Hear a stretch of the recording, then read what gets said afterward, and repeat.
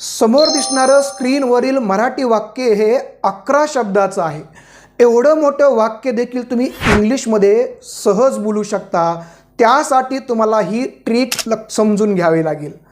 तर काय आहे ट्रिक? तर या वाक्यातील प्रत्येक शब्दाला नंबर द्या 1 पासून 11 पर्यंत. बरोबर आहे.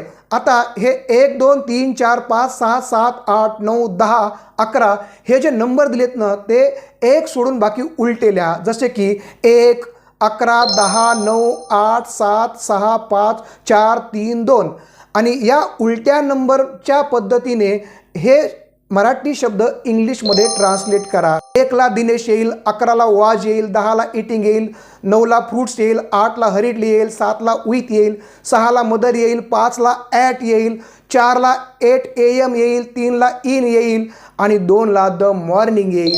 झालं इंग्रजी वाक्य तयार.